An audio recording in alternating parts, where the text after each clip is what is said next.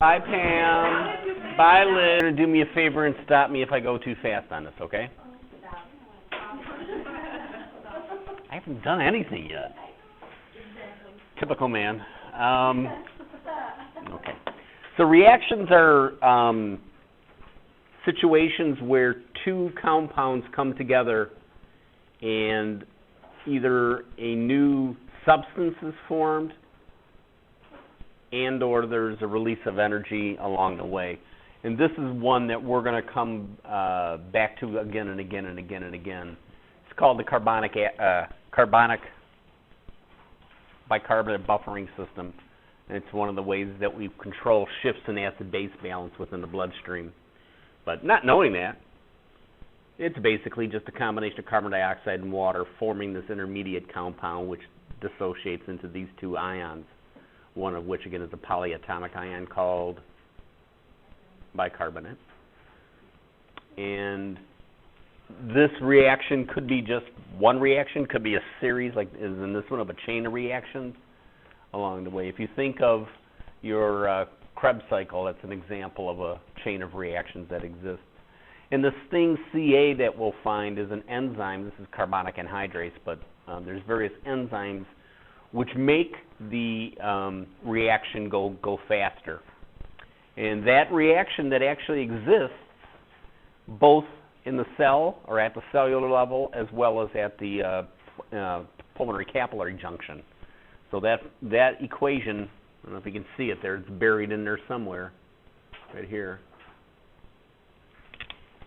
is one that we're going to become quite familiar with. So yeah, it's a movement of electrons because something's got to pull them away from their comfort level, and it usually requires energy. And the equation itself is one, it's a shorthand method where we're going through and using symbols, arrows, and formulas to be able to show what ends up happening. The activation energy is the thing that requires, or the energy that is required can be due to heat, can be due to just an increased concentrations of a substance. Once it reaches a certain threshold, the reaction happens. Increases in pressure can promote the conversion. Example, pressure cooking, we end up having change in the structure of the vegetable or whatever we have in the pressure cooker. And a catalyst, again, is something that speeds that reaction. And the example that I used was carbonic anhydrase. You don't need to know that for now, but you should know what a catalyst is. Whatever is on one side of the arrow, the number of atoms have to equal on the opposite side. So what will end up happening, and again, this won't be on Monday or Tuesday, but the exam after that, I might give you an equation and say which of these equations are out of balance, meaning there's an unequal number of sodiums on one side than on the other, or something along that line. And we know the law of conservation says matter can't be destroyed or created, it's only changed to some other form. A couple more definitions. The reactants are the things that enter the reaction. The products are the things that are formed. So you can see in both of these instances, if you follow the direction of the arrow, these would be the reactants. These would end up being the products. And in some cases, there's certain conditions that need to be present before that reaction can occur. Some reactions are very slow, as we see with rust. Some are very fast, the burning of coal, and some are kind of in between. So we can describe reactions as being one of those three general areas. All right, there's three primary types of reactions that we end up having. One where two things are combined together to form a new compound. One where a compound is broken down into its constituent parts. And one where the partners are exchanged. And we'll go back through these individually. So a synthesis, we said, was where two substances come together to form new products, generally more complex products. And they're usually either substances that are compounds or polyatomic ions. Bonds are formed, and energy is required. So if I have the presence of carbon and I heat the carbon in the presence of oxygen, I create carbon dioxide. Okay. And who do we say first described the discovery of carbon dioxide? Does anybody remember that? Joe Black. That's right. That's right. He actually used it in the distilling process, the fermentation process of making beer. So he's a positive guy. Okay. One special type of synthesis reaction where we're creating a new compound is something called an oxidation reduction reaction. And if you've taken chemistry at any point in time, you probably suffered through this. Katie's looking at me like, you got to be kidding me. But they are very common, especially in our world. Batteries, oxygen analyzers, blood gas electrodes, they all work on this redox reaction. So I want to spend just a bit of time, and I'll point out specifically what I want you to know, because it can get a little bit, it's a foreign language within a foreign language. And it's backwards in a lot of cases. Okay. Oxidation, the process of something being oxidized, means that it loses electrons during a chemical reaction. So it's the agent that gives up electrons. When something is reduced, the process of reduction is somebody else gaining. Now, obviously, in a reaction, somebody's got to give up, somebody's got to take. Okay? There might be situations where there's a third party who doesn't do anything, but if something's being oxidized, something else has to be reduced. Those electrons just don't flow around in the air doing nothing. Make sense? The mnemonic that would help you, and I would strongly recommend, is oil rig. Oxidation is the loss of an electron. Reduction is the gaining of an electron. So when you get your exam, flip it over and write oil rig, just so you don't forget. Okay? Now, let me play one of these videos that are from YouTube. It's actually a Khan Academy video. And it's 14 minutes long, so bear with me on some of the information here. But he goes through a real good explanation of this. And I'm going to need to have sound. Is he doing an oxidation reduction? Yep, he's doing a redox reaction.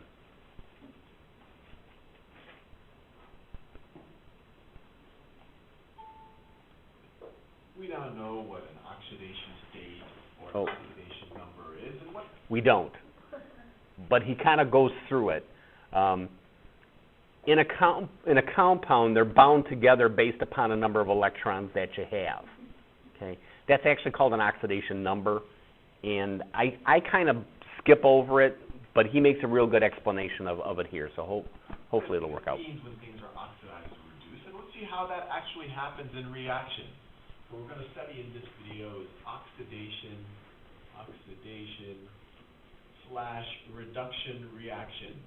And all that is a reaction where somebody is being oxidized, which means that electrons are being taken away from them, and someone's being reduced, which means that they're being handed electrons, or they're taking electrons away from someone else. And sometimes this has been termed, because you have the RED in reduction, and you have the ox in oxidation, and they switch them around, and they call this a redox reaction. It sounds like a very, very fancy chemistry term, but it just means a reaction where something is getting oxidized, and if something is getting oxidized, something else is getting reduced. So let's study a couple of them. And right here I actually have combustion. This is actually methane. Methane is a fuel. It can be used to, you can make a motor powered on methane right there, a hydrocarbon. Most fuels that we use are hydrocarbons, which just means carbons bonded in a bunch of different ways to a bunch of hydrogens. And if you add a bunch of enough heat for the reaction to happen, so it's activation energy, you have to put it in there, with some oxygen around, it's going to combust, and it's going to produce carbon dioxide and water, and I didn't put it here, and even more heat than you put into it. It's actually an exothermic reaction. It produces more heat than you put into it, and I'll do a lot. Exothermic. You're making energy. Okay, so what you start out, you put energy in, the energy we get out is more than we put in. Bonus. More of that in future videos on endothermic and exothermic reactions. Yeah, right. Anyway, we care about the oxidation and the reduction. So let's see if anyone's getting oxidized or anyone is getting reduced here. So let's look at their oxidation numbers or their states. Here, carbon is bonded to 4 hydrogens. Who's giving, who's taking? The carbon, let's go to our periodic table. Carbon is here. Hydrogen is here. Carbon is more electronegative. It's almost, it's adjacent to kind of the three musketeers of electronegativity. These guys are the most electronegative.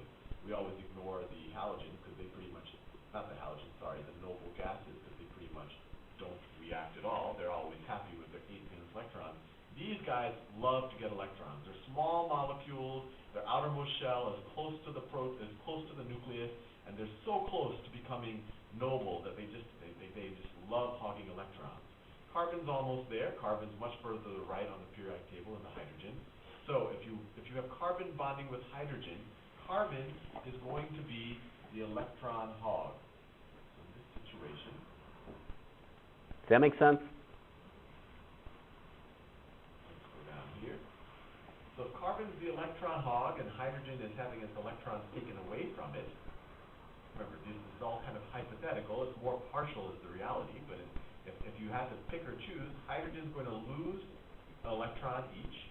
So it's going to have an oxidation state of +1 for each hydrogen. You have 4 hydrogens each giving up an electron, so the carbon must be taking 4 electrons. So its oxidation number is -4. It's taken 4 electrons, so its charge will go down by 4, so that's why it's negative. Does that make sense? So far, so good? No, Okay. sorry. That's okay. Hydrogen is always going to be a element on the left side that's going to give up an electron. So the location on the periodic table. Location on periodic table. Okay. And as he was saying, carbon's in that one portion, second row towards the right, where they love electrons. So there's 4 hydrogen, each losing 1 electron. Okay. So carbon's going to get 4 electrons, 1 from each of these 4 hydrogen.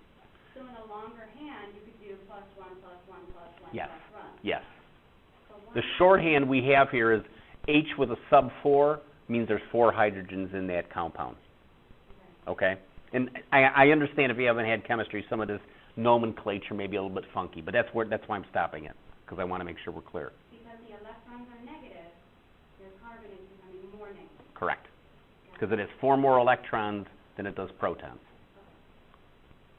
Everybody else good? Fair enough. What's Fair the enough. oxidation state of this oxygen right there? Well, it's just bonded to itself. There's no reason to believe that one oxygen should be able to take any electrons from another oxygen. So it has a 0 oxidation state. It's not. What kind of bond is that? Where oxygen bonds with itself and doesn't take electrons, but rather shares them? It's a covalent bond.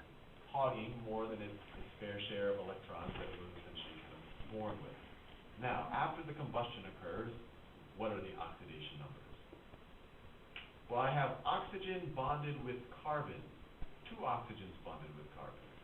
Now, we know oxidation was to some degree named after oxygen. It is one of the most electronegative. Almost anything bonded with oxygen is going to be giving up its electrons. We also know that oxygen likes to take 2 electrons, because if it takes 1, 2 electrons, then it starts having if it takes 1, it gets here, 2, it gets here, it has a configuration like it has 8 valence electrons. So its typical oxidation number is -2. Follow? Needs 2 more electrons to become happy. So carbon would need 4. Carbon would need 4. So who's going to give up? Carbon's going to give them up to oxygen, because it's a whole lot easier to go that route. Because oxygen is more electronegative, it's going to pull those electrons more so. So carbon in this situation, each oxygen is going to have a -2 oxidation number. And there's 2 of them. The carbon dioxide molecule is neutral, so everything has to add up to 0. The oxygens, you have 2 of them, each of them with a -2 oxidation number, so that's -4. So carbon must be +4.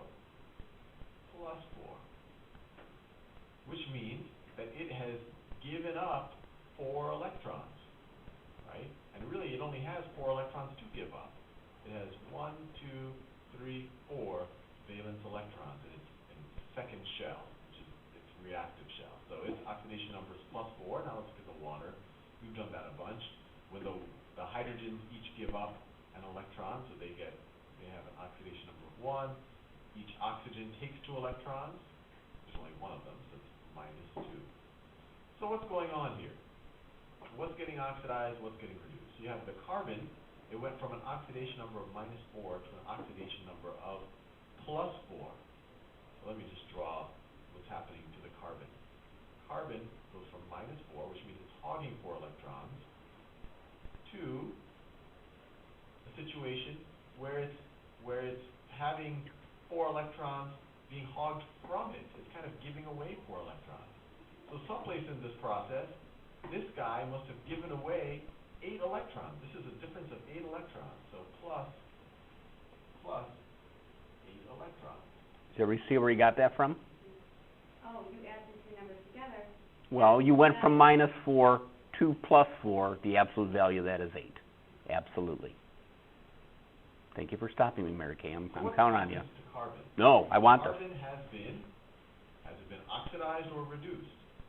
Its charge has gone up, so it hasn't been reduced. Or the other way is that you can say electrons have been taken away from it, so it has been So if electrons have been taken away, if electrons have been lost, it's oxidized. Oxidized. Carbon has oxidized. Now let's look at the oxygen itself. Oxygen, over here you have 4 oxygen molecules. I'll just write 4 oxygen molecules here. And they all have an oxidation state of 0. They're from an oxidation number point of view, they're neutral. And on this side, we have 2, and then we have 4 oxygen molecules. And what's their oxidation state? They're all -2. They're all -2. So each of these oxygens must have gained an electron. So actually, let me rewrite this reaction. Let me erase a little bit of it. So each of these, actually better, let me just move this over. Move it over. There you go. Move that over. Okay. You have 2 oxygens because there's 2 oxygens. And it's an oxygen molecule, so the oxygen molecule has 2 atoms. Got it. And I got 2 of those 2 atoms, so I have a total of 4. On the other side of the equation, you have 2. 2 atoms. And I have, if you want to think about this being in parentheses, I have 2 oxygen molecules. So if I add them up, and this is a great point, great place, this is what we call making sure it's in balance. There's 2 oxygen here, there's 2 oxygen here for a total of 4. There's 1 carbon here, there's 1 carbon here. There's 4 hydrogens here, there's 2 times 2 is 4. Okay? Got it. No? Cool. There you go. Let me fill in that so aesthetically it's pleasing. There you go. All right. So we have 4 oxygens with a 0 oxidation state, turning into 4 oxygens with a -2 oxidation state. So each of these 4 oxygens took 2 electrons. There's 4 of them. So we must have gained 8 electrons. So what happened to oxygen? Its oxidation state went down, or its hypothetical charge went down, or it was reduced. Its charge was reduced. So this is reduced. Oxygen was reduced. They gained electrons. What was it reduced by? It was reduced by the carbon. What was the carbon oxidized by? It was oxidized by the oxygen. You see what he did? Something was reduced, something was oxidized. They're opposite of each other. So whatever caused the reduction, that thing was oxidized by the other guy. Kind of a dance between the 2 of them. You have to figure all this out to find out which one was Correct. The other one oxidized? Correct. And Stuart, it's the oxidize thing. What is the oxidizing agent? What's the thing that did the oxidizing? So the oxygen is the oxidizing agent. What is the reducing agent? What's the thing that did the reducing? The reducing agent is the carbon. Reducing agent. So you see, in this redox reaction, carbon was oxidized. It gave away 8 electrons from this state to that state, hypothetically. And oxygen was reduced. Its charge was reduced by a total of 8 electrons, but for 2 for each oxygen. And so its oxidation number went down. Let's do a couple more. No, it's not. Got the gist of it, though? Something is always oxidized. Something is always reduced in an oxidation-reduction reaction. Okay? The thing that does the oxidizing is called the oxidizing agent. The thing that does the reducing is called the reducing agent. Sounds fair? Now notice that oxygen is reduced and is the oxidizing agent. Oh, good God in heaven, couldn't you make the terminology a little more confusing? Why didn't you use hydrogen? Because hydrogen didn't do anything. Stayed +1, stayed +1. And he does a couple other reactions, and same thing happens there. There's another element, I think it's chloride, that doesn't change oxidation states. Stays the same. Okay, so what do I want you to know about this? Well, I definitely want you to know this point in here. Because if I give you an example where somebody gives up electrons, I want you to tell me if it's an oxidation, if they're being oxidized or they're being reduced. I might also ask you that if they, who's the oxidizing agent and who's the reducing agent in that part. And again, whatever's being oxidized is the reducing agent. So, okay. There's another video that is here. Do you have these URLs? Okay, good. This is a really good one on on what's called a galvanic cell. It's a little bit longer than I wanted to have for it, and he goes into a little bit more depth on voltage than you need to know. But basically, it's what makes a battery. What makes a system whereby, by itself, without anything else, the chemical reaction will end up happening. And the example he uses has, you know what? Let me go ahead and play it because it is one that you probably should see. We got time. Let's say I had the reaction where I had some copper ions. They have a positive charge of 2. It's in an aqueous solution. There could be some other negative ions in that solution. Actually, we can talk about that in a little bit. But we know that when you have these ions in solution, they all disassociate. So you just have to know you have a bunch of ions just floating around in water. There could be some other negative ones to neutralize the entire solution. But let's just worry about the positive ones for now. And in that solution, I'm going to put a bar of zinc. I'm going to put a bar of zinc. What Solid. happens is that they essentially switch places. Is that the copper wants to jump out of your aqueous solution. I should probably draw this. So let me draw it. So let me have this is my solution. And in my solution, this is, let me make it blue. It's aqueous, so most of it is water. I have some copper molecules here in the solution. They're +2 charge, +2 charge. I could have some other ions that are negative, like some nitrate ions or whatever, but they're all disassociated and they're all mixing around with the water molecules that are polar, and that's why ions disassociate, or salts in general disassociate well in water. And I stick a bar of zinc in it, solid zinc. Let me do that. So I stick a bar of solid zinc into it. And so what this reaction says is that these copper ions, if they can get a hold of some electrons, and essentially become neutral, they would rather go back into the solid state, and the molecules of zinc out here that are in the solid state, if they can lose some electrons, they want to jump into the solution. Let me write down the whole reaction. So, if the copper can get some electrons, they're going to go into the solid state. Copper will go to the solid state. And if the zinc can lose some of electrons, they'll become positive ions or cations, and then they will go into the solution. Plus, I'll do the same color, plus zinc, plus 2 plus aqueous. Actually, just so a little side note here, these are actual ions. We've been dealing with oxidation numbers, and when you want to know the oxidation number of an ion, the oxidation number is the same thing as its charge, because it's no longer hypothetical. Remember, oxidation numbers were hypothetical charges if a bond were ionic. In this case, they are ionic, so the oxidation state or the oxidation number is the same as the charge. And just as a side note, the convention, if it's written 2 plus, this means that this is a real charge. If it's written plus 2, at least this is the way I learned it, maybe there's different conventions in different places, then it would be an oxidation state, which says, oh, it's not necessarily an ion, but this is what it would be if it was an ion.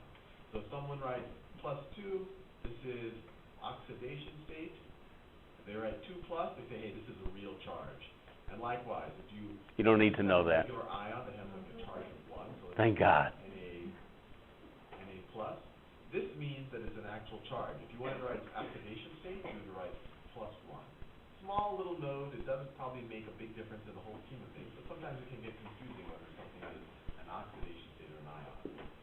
Depending on where you're going to school and what your teachers or conventions are, you might want to clarify that and just make sure that they use the same conventions, but at least I wrote. I'm just speeding ahead here a little bit. Into the solution, and once the zinc jumps into the solution here, he has a charge. So he must have lost electrons. So the half reaction for zinc in this situation, you have zinc as a solid, and he reacts to produce 2 electrons, and then be left with just and then he's in the water, and he's now an ion. So if we did this, Okay. If you look at those two equations, okay, in the instance of copper, he goes from a 2 plus state, a copper ion, and becomes a copper solid where he has a charge of 0. So he went from 2 plus to 0. Okay. Zinc, on the other hand, went from 0 to a 2 plus. We didn't write the 2 plus right here, but basically he's in a spot where he's taking electrons. So in this case, the copper is reduced and the zinc is oxidized. So it's the same kind of a principle we had in the previous example where there's an oxidation-reduction reaction. We did this experiment right here, and I will tell you. Let me move ahead here a little bit because I want to show where this goes to. There could be some other dissolved ions in there to help neutralize the difference. So I put them both in an aqueous solution. So now we're taking two bars, one of copper, one of zinc, both at 0. Appropriately. So this is my zinc right here, bar of solid zinc, and this is my bar of solid copper. This is copper right here. My bar of solid copper, and then I have an aqueous solution. So what happens if we were to connect these two metals, right? They're metals, so if you look at the periodic table, they're both, depending on how you put, they're both transition metals. They both have these sea of electrons, so they both conduct electricity well. What happens if you connect these two with a wire? So if I connect them with a wire, right here, like that, we already know that the zinc is just dying to jump into the water and lose its electrons, right? So let's say that happens. So the zinc jumps into the aqueous solution, and it turns into a positive ion of zinc, and then its electrons are left behind, right? So it essentially has 2 electrons. I did the half reaction right here, right? The the zinc jumps into the solution and it leaves behind 2 electrons right here. So 2 electrons here. They really want to jump off of the zinc. Now, I have a lot of copper out here in the solution, that really want to jump onto this bar of copper. Right? So right now they're all ions. These are all +2 ions. These are all +2 ions. And they really want to jump onto the bar and join all of these other copper ions here. But in order to jump onto that, they have to get some electrons. Each of these guys have to grab 2 electrons. And we know the kind of the potential or the electromotive force with which they want to grab those electrons is 0.34 volts. And we ain't going there. So basically what will end up happening is the electrons will leave the zinc bar and move over to the copper bar, so that now these copper ions that are in solution will start accumulating. Literally what will happen is that the zinc bar will slowly deteriorate, because it's basically the zinc is going into solution, and the copper bar will actually start getting larger physically, because there's copper now that was in solution now is attaching to the bar itself. The key part to remember here is this is called a galvanic cell. Kind of got a fancy name for it because it self-produces energy. It self-produces an electron flow. Okay? Because its energy is going through that conductor? It's going through the wire. What's going through the wire are electrons. As they're freed up from the zinc, they're moving along this wire over to the copper side. And there's anytime you have anytime you have electron movement, you have electricity. You have energy. Got it? Yes. Okay. Right. These guys want to jump. I want to just get to the point where he talks about one other thing here. Okay. Put in what is the anode. So the cathode. 2 terms you need to know here. Is the positive terminal of, well, since you can already imagine, this is a battery of sorts, right? Because we are able to generate a current by having a voltage difference across 2 terminals. The cathode is the positive terminal. It's the positive terminal. That's where the electrons want to go to. And then the anode, and you can familiarize yourself with just the cation is a positive ion, and anion is a negative ion. So the anode is the negative terminal. So what's the negative terminal here? The negative terminal is where the electrons come from. The electrons are coming from these zinc jumping off. So this is your negative terminal. And what's the positive terminal? That's where the electrons want to go to. They want to go down here and be available for these coppers that want to jump out of the solution. So this is our positive. This is our positive terminal. Okay, good enough for that. Because that's kind of the point that I was trying to make here. Cathode is the component of a galvanic cell or of a battery that attracts the cations. In this case, the cations were the copper, that's copper plus 2, was coming towards there and joining on the copper electrode. Reduction takes place, and electrons are accepted. Reduction is gaining of electrons, and they're gaining them from the anode, where they were given up when that zinc went into solution. So it's a circle that ends up happening. What you need to remember, though, is that the cathode is where electrons are accepted. Anode is where the electrons are released. Okay? And that flow of electron is what ends up creating an electrical current. And here's a little phrase that you can use to remember what goes on. Might be a useful thing in addition to the oil rig. The red cat ate an ox. I'm not quite sure how big that red cat was and how small the ox was. But reduction goes on at the cathode, meaning electrons are accepted. Oxidation goes on at the anode. Okay. Just a few concepts that I want you to kind of get a handle around.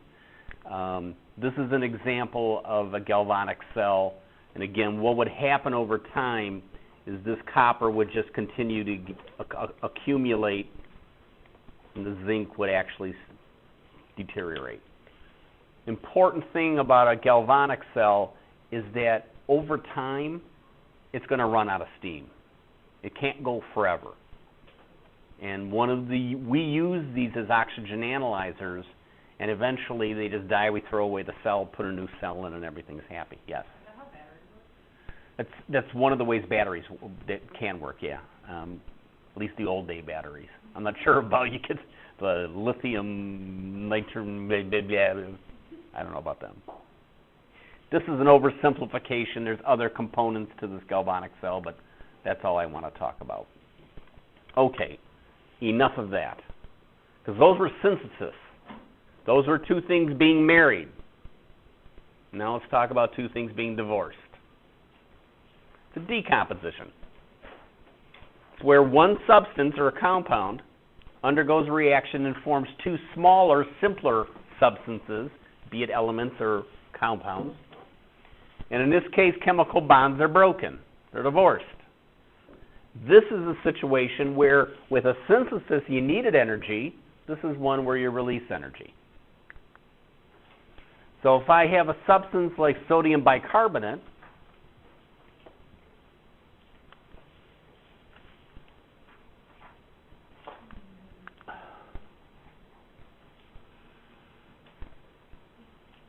it can break down into three separate compounds, sodium carbonate, carbon dioxide, water. And if we count two sodiums, one hydrogen, two hydrogen, 3, 6 oxygens, 3, 4, 5, 6 oxygens. So it's in balance. This is what we do when we burn carbohydrates. Is we have a Huh? Do you have that one? You don't have that one? You don't have that one? That first one was the last. How about that one?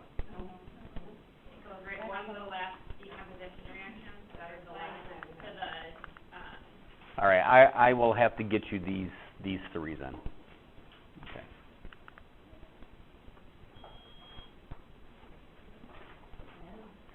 I'll send them to you because people don't know all the pictures, so. In case somebody has a flip phone, you know. Right. So it's a big picture, right? Not if they're old enough.